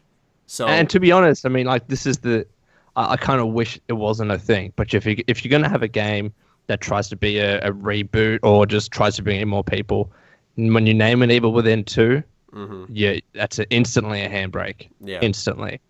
And but the thing is, narratively, it still makes sense that it's called Evil Within 2. yeah, But the thing is that they've changed it from, seemingly anyways, because I haven't played it, from being what was more of a survival horror to more of an action adventure game. So there's so many disconnects there, you know? yeah, the gameplay is evil. It should be considered Evil Within 1. All right, let's get everyone in here, and the story is 2. That's how I'd view it. And then what they should have done is with 2, just taking 1's mechanics. It's funny though. At the end of the game, you unlock the black bars, and they call it the ultimate reward. So funny, because like everyone fucking hated that, and I thought it added to the experience. I enjoyed the black bars, but a lot of people didn't like it. Okay, interesting. All right. Enough about the Evil Within 2. Let's talk a little bit about last, but certainly not least. Karak will enjoy this one. It makes him really happy. Is a Humble Bundle joining IGN. Look at him. He's instantly down, Yep. head down. Curling into a ball. Man, when I read the news that they bought him, I was like, that's not possible. Okay, Karak, I have to ask you because I'm a little fuzzy on the details. I've never used Humble Bundle. I generally know what it is, but for those of us that don't really know what Humble Bundle is, can you give a quick explanation? Yeah, it is a bundle of developers who've agreed to sell their games in this bundle, and then the majority or a certain amount of that goes to what's the terms donations, like to good foundations, good To a groups. charity. Okay, and To a charity. when people are like myself, if I wanted to buy a Humble Bundle, is it a pay what you want scheme? For some, but what happens, so when it started it was sort of like that, but now lately, or not lately, but it also has things like, if you pay this amount you also get these 2 games. So it's like a microtransaction. It's like, if you pay this you get a silver card or a gold card or a platinum card, and each fair one enough. will add more games. And then But the thing is, it's for donations. Yeah. it is, and then if a certain number of people, if a certain amount of money goes into it, then sometimes games are unlocked when a certain amount is spent. Yeah. But what is weird, and somebody can certainly flesh that out in the comments because I don't use it a ton. But what surprised me was IGN bought them, and I mean, as I always tell people, there's only one reason you spend money when you're a business, and that's to make money. I don't like it. It's almost like when GameStop said they were gonna make games, and they put developing teams together. That scares the shit out of me. Can I combat you on that? Oh yeah, sure. And there was one purchase. Like, I agree. Like, generally businesses will buy things to make money, but I don't know if you know that IGN bought game trailers, and game trailers at the time was so bad. Like, it was no content, barely got any views. They had a great back catalog, but they bought game trailers just to archive all of their stuff. And their YouTube channel now doesn't do well, and I can't imagine that it'd be making a lot of money. And they purchased that just to ensure game trailers was memorialized, I guess. So that was one instance where I saw that even with IGN buying something out to make money, theoretically, I think they did an okay thing there. And they don't have ads on those YouTube videos? I think they do. I want to assume that they do. Like they I did would before. assume they thought that Game Trailers was going to still have people doing game trailers. But my point is that it's not like they were buying game trailers, which was like 3 years ago or before that date that they purchased it, because it was going downhill and they weren't getting that many views and the content wasn't there. And there was a huge situation with them. And IGN was pretty much like, we're going to buy game trailers. We're going to put all of their videos up on YouTube so you can watch it. We're going to archive that stuff. And now we're just going to put out game trailers for newer games onto that platform, which is originally what Game Trailers was about. So does that give you more hope with Humble Bundle? No. Okay. No, because I don't believe that what they said is true. So what did they say? Because I haven't looked at it. No, I'm saying if what you're saying is what they said, like this is why we're doing game trailers, in no way, shape, or form do I believe that that's true. I believe that they somehow thought they were going to make money from it. Yeah. I mean, altruism. Think that. Altruism is great, but whether they thought they were going to make money from, for example, UFC bought, hundreds and hundreds of fights from other organizations that went defunct, purely so they could then sell their membership to watch more of those fights on their memberships. So I don't know, I just don't trust that a company woke up and said, "Hey, you know what? We're gonna just buy these videos for no reason." And unless it was a very small amount of money, which is possible. I assume that it was small, because I'm looking at Game Trailers' YouTube channel now. It's not just the YouTube channel, it's the website, but they have on average 1,000 views a video. Now, mind you, they upload a lot of videos. Yeah. But it's not like it's not a powerhouse that it used to be. But again, we're looking at what they have, not what IGN thought they might get. Yeah, no, and I agree. I definitely agree. What it sounds like I'm negative IGN, and I'm not even negative any big company. It's just that I believe that they do it. They look at it and go, "What can we make from this?" With Humble Bundle wasn't looking to be bought, which is also another thing that bothers me. Because if they weren't looking to be bought, then that means that there was a price premium to purchase them, which means, again, unless IGN suddenly is owned by Ebenezer Scrooge the day after, there's a good chance that they're there. So when did they say that? When did Humble Bundle say that they don't want to be bought, or was it just implied? Oh no, they've just never once said any. They weren't up for sale. There was no sale discussions. IGN came to them and said, "We want Obsidian," who said we wouldn't mind, because it removed some of the concerns. Yeah, but that doesn't mean that they weren't looking to be bought. Like, you know what I mean? Behind the scenes, I mean, the boss or head of Humble Bundle might have been wanting to find a way to get out. It could have been, but with them saying that we're doing amazing and we have absolutely no problems financially, and then to say, okay, we'll sell, again, you have to look at them identifying it and saying... And read between the lines, yeah. Read between the lines. I'm not saying that it's not possible. I'm just saying I don't think it is. It just makes no sense to me. And I don't also...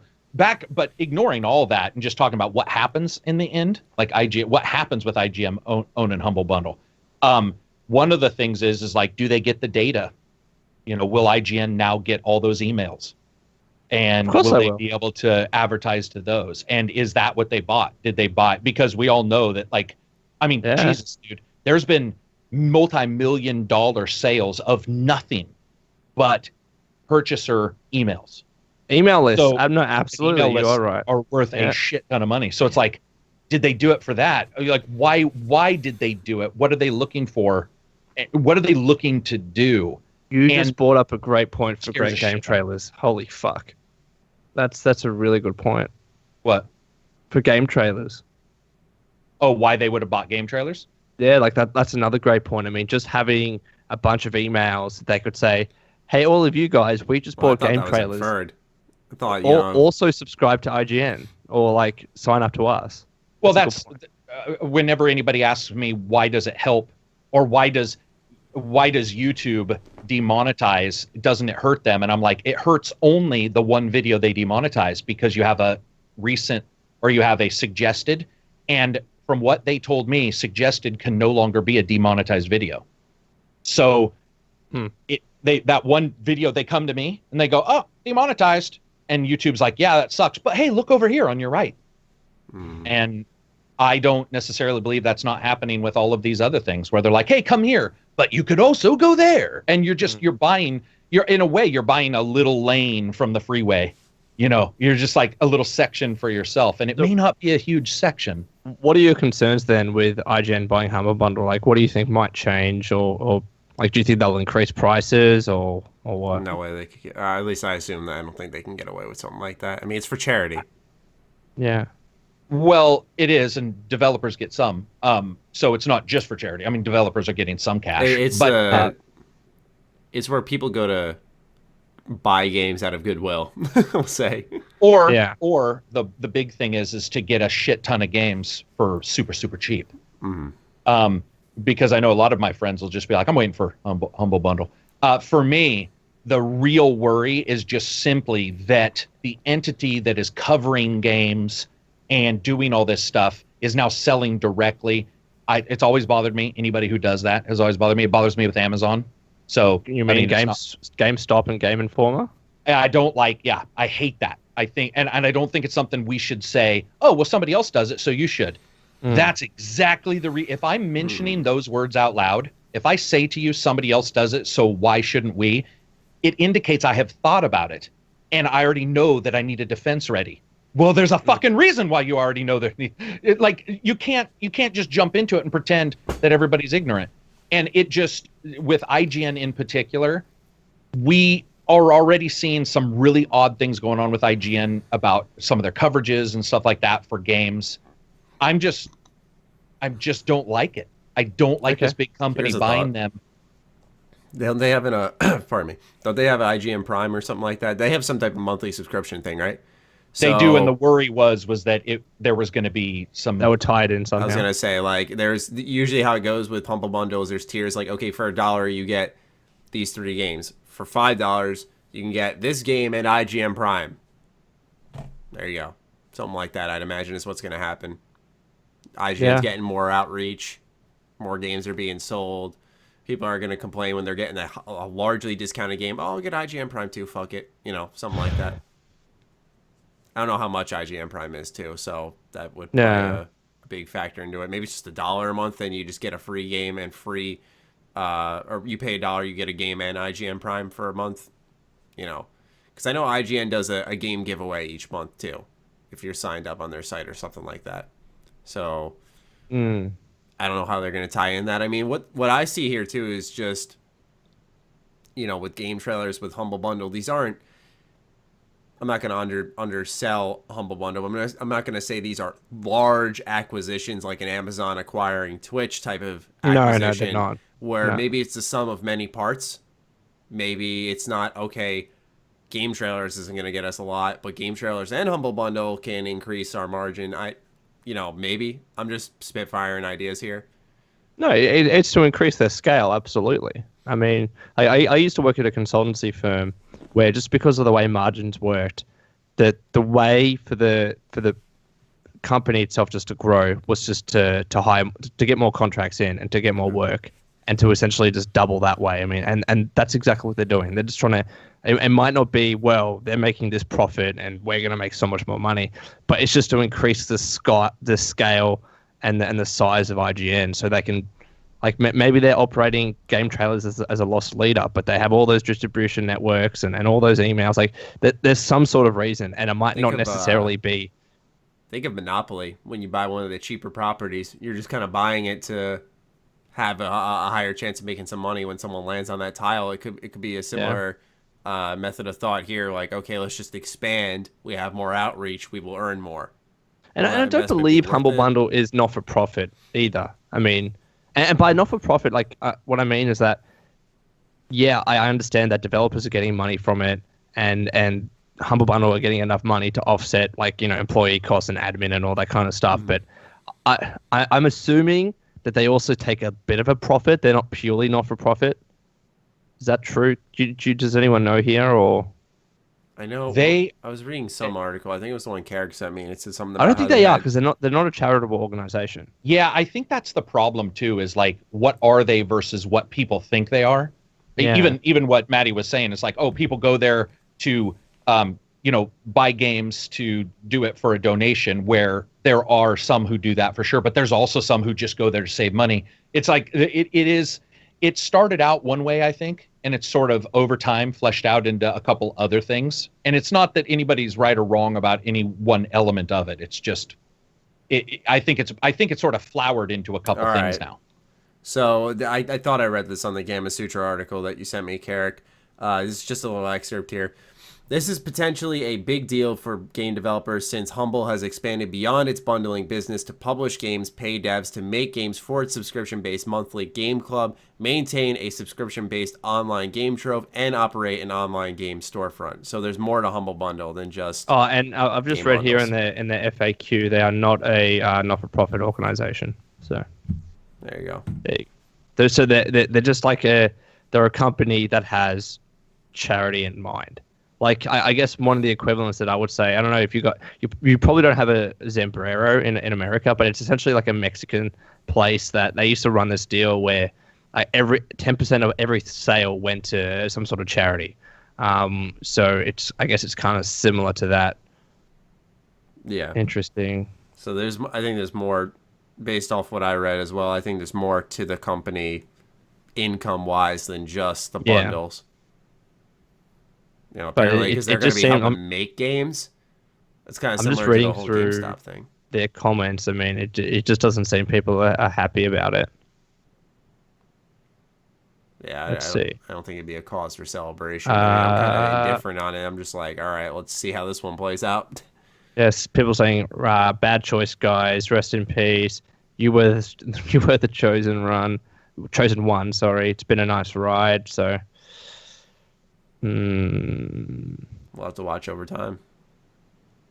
Yeah, I don't know what to think. But I will say from experience, when a company says we're going to buy this company and not change a thing, that's not true. It's never happens. And that's just a reality. It's not a criticism. It's like something always changes. Absolutely. They don't just buy it and say, all right, you're ours now. Have fun. You know, it's like, no, you're going to, you have a better idea in mind to benefit you. Reporting lines change, decisions change, like targets change, like everything changes. Yeah. We'll see if they're positive changes, though. So I guess it's, see over time what happens. All right. Sounds good to me. That'll wrap up all our news bits for this episode. Yeah. You okay, Karak? You seem a bit down. The industry's just fucked. Like, I mean, it's not necessarily fucked in a super terrible way. It's that there's so many issues that there's just not enough bandwidth for everybody to even talk about them. And I do want to apologize because I'm sure a lot of people think that we talk about microtransactions every episode, and we do, because everything we talk about, I mean, even if we try to talk about a DLC, we find out it's connected to a microtransaction. It's like, it's almost impossible to even talk about it, and then you can't win because, like I said, if all three of us who agree on a lot of this stuff got together, we wouldn't agree perfectly. Yeah. And it's like this, then Humble Bundle. It's the weirdest shit is happening, and you just sit back and are like, what the fuck? Mm-hmm. Like, and then a lot of times, I don't like the fact that we have to question this much. The lack of transparency in everything. And we need to release a PC blurb about fucking cloaks in Star Wars so people know that some cloaks will be better than others, but you'll be able to get them at a grind rate. And you're like, holy shit, really? I mean, I was going to a forum I go to a lot, and the first 27 fucking threads with over 10,000 pages are all about microtransactions or confusion in what a game is offering. That scares the shit out of me. And it doesn't scare me like thinking the fucking industry is going to crash. Yeah, it's all relative. I know what you mean. It just scares me in like it goes to show also that a few companies, CD Projekt Red I think is good, a couple others are pretty good at their transparency, but it shows that a lot of companies know that they don't need to be. Not to be rude, they know they don't need to be. It's true. And they know they can do shit and see what happens and get away with it regardless. And my version of shit, by the way, will be different than somebody else's. Somebody else will be like, I mean, I've been called some horrible names because I was okay with the lack of real money being used in Forza 7 for boxes. There were people who were just mad the boxes were there at all. It had nothing to do. Yeah. There was no real money. It was just that they were there. And I was like, wow, we're at that point. no harm to them because that bothers them, even though they were being personal about it, which is weird. Well, yeah, but which should never happen. it's just fucking, man, it's a weird time right now, guys. It's like, I mean, even every game I'm looking forward to, this is another thing that depresses me. I'm playing a game that has no problems right now with microtransactions, and that's South Park. But every game I'm looking forward to, and I mean this, every single game has that in its fucking future. Like, and I know it's going to be this massive hurdle we're all going to have to leap through. Correct. Except, wait a minute, Wolfenstein. Wolfenstein probably doesn't. Wolfenstein's gonna have DLC, but And I don't think Super Mario Odyssey. Yeah. And Super Mario Here's the Odyssey thing doesn't. is- I'm not really looking forward to that, but that doesn't. I'm so excited for that. I've been trying to tell It- people That's good. That you know, when you find that game that's for me, like I always go back to it, Divinity Original Sin 2. You find that game that, okay, this is like a ton of content. You got the fucking amazing story, tons of role playing, tons of replayability. You got a dungeon master mode basically where you can create your own like campaigns. You got so much here. Support the fuck out of it. That's why I bring it up so much, because it's like, okay, we're at the point now where you gotta really look for that good, you know, that real quality, I guess we could say. Not that the games that are adding microtransactions aren't of quality, because some of them are pretty fun. It's just that they're being diminished through it. But it's like you got to embrace and celebrate these games that get it right, or else you're going to see them fade out. So, But and you know the support. problem is, Matty, and this is not a games industry problem, mind you. It's an internet problem. People love drama and they love negativity, and those stories always rise to the top, which is why, you know, like negative and drama videos typically do pretty well on YouTube. They typically get talked about a lot on Reddit and whatever it is. And unfortunately, whenever you make like videos that just say, "Hey, this is a really great game," maybe It's they're not very far true. and few between, but they don't get seen as much because people. Not you know? to cut you off, but I instantly thought of an example. Let's say in a magical world, Creation Club was good, and we made our impressions video. No one would talk about it. Yeah, You'd I'd make be like, one wow, video, that's Creation it. Club's great, and 20,000 views, done. But because Creation Club is fucking awful, a lot of people are getting traffic driven to their channel as they watch the chaos unfold. A lot of people, a lot of YouTubers, and again, not that it's a bad thing. It's taking advantage of a situation and good on them. But for the past month, I've just been making a Creation Club video every day because it gets so many views. There's And nothing else to talk about until they release more stuff. Then you talk about well, it. and the thing is, and again, you can't blame them. I mean, they're like getting tons of views off of that. Yeah. And it's just that they're doing good in that regard. But all it does is just highlight the thing that negativity usually gets viewed more. You know what I mean? Yeah. So like, and what do you say? I mean, the thing that gives me solace. I remember like back in the day, right? I did this really low viewed review of Brothers, was Tale of Two Brothers or something like. I can't remember the specific name. The one that Karak loves. Oh God, it is. It's Tale of Two Brothers. Vin Diesel's group, Starbreeze, made it. So Vin Diesel. Okay, Tale of Two Sons. Sorry, it's Brothers, A Tale of Two Sons. Brothers, That Tale of video Two Sons. Yeah. literally has 300 views, and it's back in 2014 when I uploaded that. I got a comment on this. You know, I got to find it because it gave me a little bit of hope, and it made me Tale of Two, and it just really made me smile. So yeah, I uploaded this back in 2014. It has literally 370 views. And someone commented on it today, or like 2 days ago. Said, Lone, I finally played this game. I'm glad I did. Thank you for this. My wife helped me along the way, thankfully. It was a nice bonding experience for us. Your video stuck in my mind, so when I had the chance to play it, I took it. So thank you very much for making me aware of it. It just made me smile. This is a 3-year-old video that has 300 views, and I saw that comment. I'm like, these are the reasons why I still love this industry. And I know that we've been negative. Like at least we've been talking about negative and drama-filled topics over the past month, but maybe we at least try and include one feel-good story every week, because things like that, it just, That's awesome. it reminds me why I love this industry. For sure. Still. Yeah, there's nothing that has made me fall out of love with gaming. You know, I just look and play different games. That's what I do. But it sucks because a lot of the games that are hit with microtransactions hard are usually the ones that, like, you look at, you go, I'm really into this idea, man, but, you know, these paywalls here are not helping you out. I still have people comment on my first videos ever, which were State of Decay. Or not. Oh, yeah. One of my first videos ever, State of Decay, and they'll say stuff like that, like, didn't hear anything about this game. Heard you mention it podcast. Those are, I would agree that those are the. I mean, I sort of always hope that every video I do, that's sort of what's created, is like at least one person who's like, hey man, this is awesome. Instead of, I mean, because I can rant about stuff and I've got some of those, but it's like at a certain point, it is. I think talking about microtransactions isn't necessarily a rant. It's a state of the industry we're in right now. And it just happens to unfortunately be one that there isn't really a corner for you to go rest in right now. No, Like there isn't. Yeah, you're right. I hear us talk about it. I even told Maddie we had a rule this morning. I was like, okay, the rule is no talking about microtransactions. It was fucking 7 seconds in before it infected our conversation. We didn't say the word.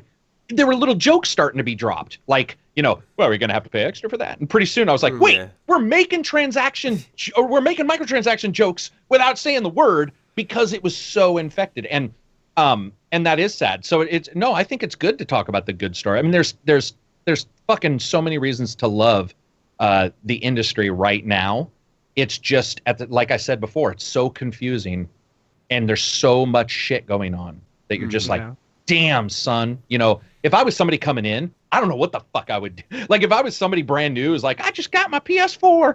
I have no clue. Because I'd be all, I'm going to get Evil Within 2. Well, guess what? No pro support.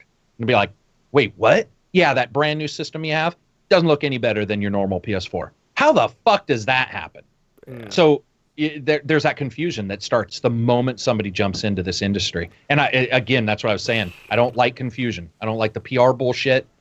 That stuff needs to stop. Somebody needs to basically put their foot down and be like, fucking, we have to start telling people what's going to occur. I don't even know honest. but I don't even know what's in some of the games that are coming up.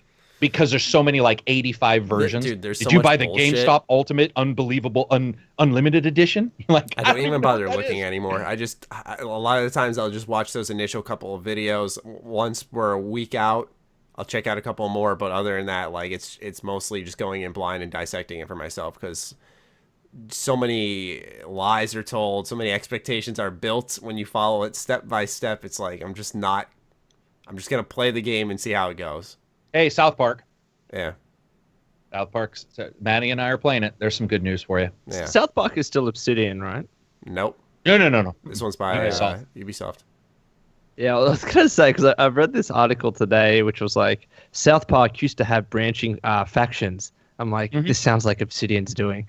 But now I understand it's not. So why didn't it not stay with Obsidian? I know we're going off topic here, but...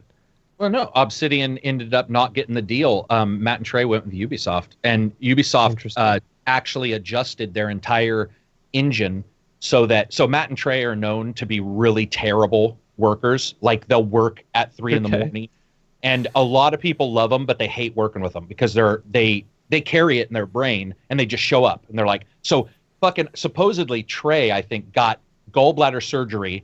Talked his doctor into letting him leave the same day from the fucking hospital, which I'm going to tell you right now shouldn't be okay. So he could record 10,000 fucking lines of dialogue in a week. Fuck. No lie, that's the story. IGN just did a very good story on this, by the way. Kudos to IGN. Ryan, it's always Ryan, but Ryan McCaffrey. Yeah, he covered this. What happened is Ubisoft said, "We know how you guys work," and Obsidian was very clear they did not enjoy working this way. And Ubisoft said, not only are we okay with that, but we're going to, in our graphics engine and our game engine, we're going to allow for basically you to throw data in at any time in the game. So even though there's a polish moment, the last 2 weeks or whatever, if you have new dialogue, whatever, we're going to be able to do these cool insertions. And Matt and Trey were like, awesome. And supposedly, like, everybody's really happy with it, especially that modular ability for somebody to say, we have a change that's really late, and the way they built their engine. No problem. Yeah, that's great to hear. Yeah. So I can't wait to see if somebody else says we want that engine too, because that is what you get the feature snip where it's like no more features or no more changes, and I guess it's still like that somewhat, but it's just the flexibility is there where Obsidian a lot of people that are sitting were like, man, it's really hard working with these guys. I mean, even Farquaad or whatever covered it in his interview. So, yeah, I can't wait, man. I can't wait to do the review. Yeah, we'll be talking about that next week, so be sure to keep your eyes peeled in episode 129, 8? I don't know. Fuck. 129. Yeah, next week. What's the Twitter code? Oh, boy. Code. You can tell me. I was ready to close it out. What's that Twitter code? Can we just say hashtag be happy? I mean, I feel like we need to end this on I'm good with that. Go for it. Go be for happy. that cheesy ass hashtag. Fuck it, let's do it. Let's be cheesy. All right. So if you guys got to this point in the podcast, tweet any of the handles you see on screen, except for the joke one I put in every week with the hashtag be happy. This time it's at Fallen from Grace, and it's a picture of BioWare. Yeah, last time you had a picture of biscuits. Biscuits. Biscuits. Give me a break. All right. Cookies. That'll do it for us, and we'll catch you guys next week. Peace out. Out? No, you're taking it away from the food place. You know what? This is why they haven't become a world leader and they don't fucking have nukes. That's why. They can't, because they can't distinguish take away and take in and take out and cookies. Oh man, like so it was a funny tweet thing that I did recently where I just tweeted out all the differences. So like for instance, you guys call it cantaloupe, we call it rock melon. What else? What? Yeah. You guys call it was it god damn it. Cotton candy. We call it fairy floss. You guys call it okay. You guys call them bell peppers. We call them capsicum. You guys call it cilantro. We call it coriander. And then there's the whole Jello and jam, and there's just differences in that regard. You guys call them biscuits, like another form of biscuit. Like you call them biscuits, we call them scones or scones. That one can make some sense. Yeah, so there's a lot of differences here. What the fuck? It's crazy, isn't it? Yeah. It's always interesting to me. Super interesting to see. It's super interesting, man. Or when you find out another language doesn't have like a word at all, because my wife's Chinese, and so we'll be talking, and she'll be like, and she'll just like mention an English word because there's no equivalent.